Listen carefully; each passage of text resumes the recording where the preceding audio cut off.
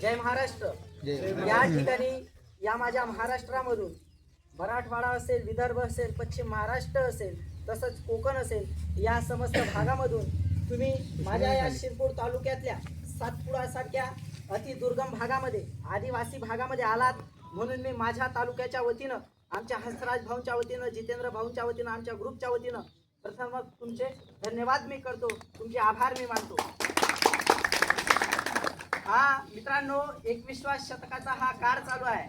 आई जर मुलाला जन्म देते तर भाडं देऊन त्या मुलांना सांभाळण्याचा हा काळ चालू आहे। आणि या काळामध्ये स्वतःच्या कुटुंबाची पर्वा न करता, स्वतःच्या गावाच्या घराची पर्वा न करता, स्वतःच्या कुटुंबावरती तुम्ही तुळशीपत्र ठेवून या माझ्या गोरगरीब आदिवासी बांधवांचं दुःख जाणून घेण्यासाठी आलात, हा मला खरंच अभिमान वाटतो। आणि हा माझा जीवनातला असा खूप आनंदाचा क्षण आहे।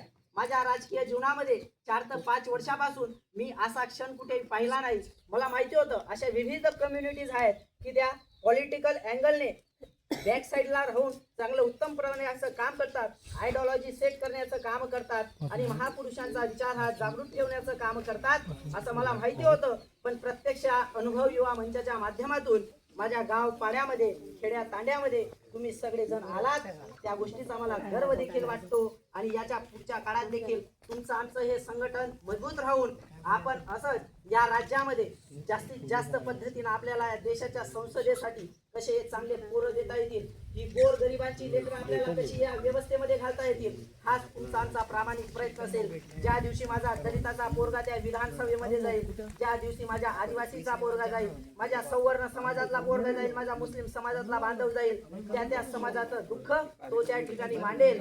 त्यापूर्वी या नेत्यांनी जी स्वतःची घरं भरण्याची कामं केली, स्वतःच्या कुटुंबांसाठी अब्दुल रुबायांचा निधी गोळा करण्याचा काम केला, बँका लुटले, कारखाने लुटले, यांनी पतपड्या लुबाडल्या, हा सगळा पैसा तुमच्या आमच्या रक्ताने माखलेल्या रुमालांनी या लोकांनी रंगपंचमी साजरा केलेला आहे।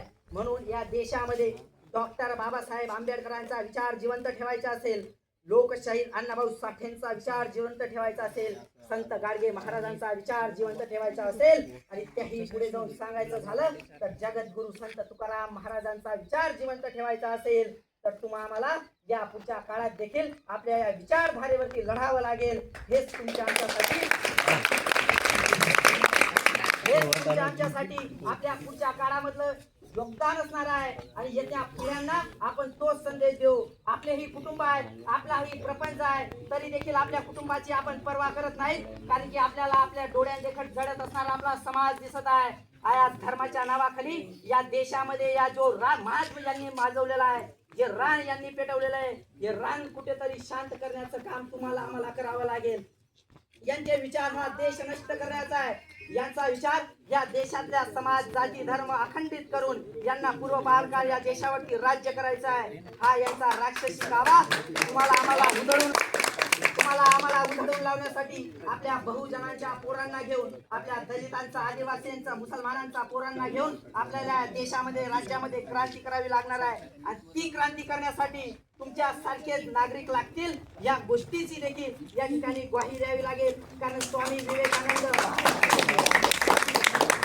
विवेकानंद विदेशामध्ये गेले असताना म्हणायचे, तुम्ही मला असे 100 तरुण द्या की ते तरुण या अभेद्यच्या समुद्राची सखोलता मोजू शकतील, ते तरुण आपल्या मनगटावरती पर्वत धरण्याचं सामर्थ्य ठेवू शकतील, असे 100 तरुण मला द्या, तुम्हाला आम्ही हा देश आजाद करून दाखवतो, हा देश आजाद करून दाखवतो, असं ते म्हणाले होते। म्हणून आज मी म्हणतो, आम्हाला 100 नाही तर आम्हाला अनुभव सारखे 50-100 तरुण आमचा ह्या राज्यामधला हा जातीवाद नष्ट करून टाकतील। हेच आमचं पुढच्या काळामधलं ध्येय आणि धोरण। म्हणून मित्रांनो, तुमचा जास्त वेळ न घेता आपल्याला वेळोवेळी परत तुम्हाला आम्हाला भेटायचंय। आपल्याला हा विचारांचा वारसा असाच अखंडपणे टिकवायचा आहे। आणि या वारशातनं आपल्याला हे महाराष्ट्र, फुले शाहू आंबेडकरांचा विचार जसा या देशाला द्यायचं, तेच महाराष्ट्र तुम्हाला आम्हाला घडवायचं आहे। या राज्यामध्ये यशवंतराव चव्हाण सारखे नेते होऊन गेले, या देशामध्ये वसंतदादा पाटलांसारखा नेता होऊन गेला, या देशामध्ये विलासराव देशमुखांसारखा नेता होऊन गेला, स्वर्गीय आरारावांसारखा नेता होऊन गेला. एकाही दिवस जातीचं टॅग लावून, एकाही दिवस धर्माचं टॅग लावून त्या माणसांनी काम केलं नाही. हा सुजलाम सुफलाम असा महाराष्ट्र घडवून गेलेत, पण कधी स्वतःचं नावाचं त्यांनी दृष्टकरण करण्याचं काम केलं नाही. म्हणून याच माध्यमानं मला या शासनाला देखील सांगायचं आहे, या महाराष्ट्रामध्ये फुले शाहू आंबेडकर विचारधारेचं जर महिमा मंडन करण्याचा तुम्ही प्रयत्न केलात तर त्याचं उदात्तीकरण करण्याचं काम आम्ही केल्याशिवाय राहणार नाही. हे वचन छत्रपती शिवरायांच्या या मंदिराच्या समोर आपल्या सगळ्यांना मी देतो. जय महाराष्ट्र. जय महाराष्ट्र.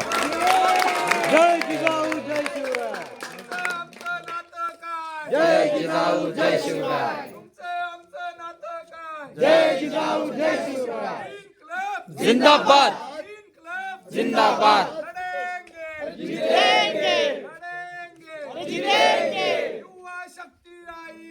नई वस्ती लाई है.